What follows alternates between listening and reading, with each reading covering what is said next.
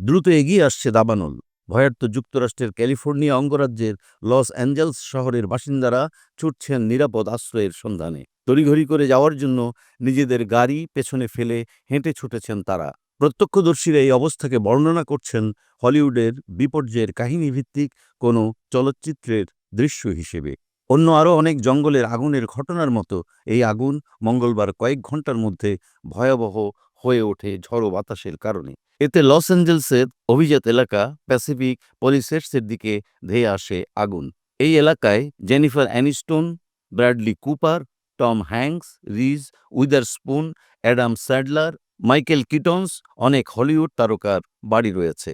শহরের পশ্চিম দিকের বসতি ঘিরে আগুন এগিয়ে আসায় ৩০,০০০ মানুষকে নিরাপদ আশ্রয়ে সরিয়ে নেয়ার নির্দেশ দেওয়া হয়েছে। ক্যালিফোর্নিয়ার মালিবু শহরের সীমান্তবর্তী প্যাসিফিক প্যালিসেডস এলাকার একপাশে সান্তা মানিকা পাহাড় এবং অন্যদিকে রয়েছে প্রশান্ত মহাসাগরের সৈকত। উপকূল ধরে যে মহাসড়ক গেছে সেটিই শহর থেকে বেরোনোর প্রধান পথ।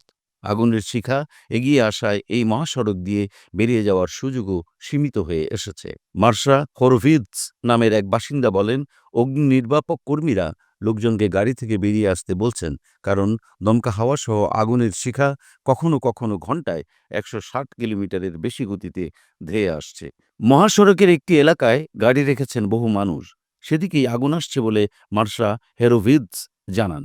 প্যাসিফিক পলিসেডসের আরেক বাসিন্দা এবিসি নিউজকে বলেন, উদ্ধার তৎপরতার কথা জানতে পেরে তিনি হলিউডে নিজের কাজের জায়গা থেকে দ্রুত বাসায় চলে আসেন। গাড়ি ফেলে তিনি বাসায় ছুটে যান নিজের বিড়ালটিকে রক্ষা করার জন্য। যখন নিরাপদ এলাকার জন্য ছুটছিলেন সে সময় জ্বলতে থাকা পাম গাছের একটি টুকরা তার উপরে এসে পড়ে।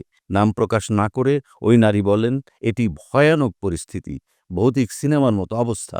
আমি চিৎকার ও কাঁপতে কাঁপতে রাস্তার নিচে নেমে যাই। কয়েকজন উদ্ধারকর্মী ঘরবাড়ি পুড়তে দেখার কথা জানিয়েছেন।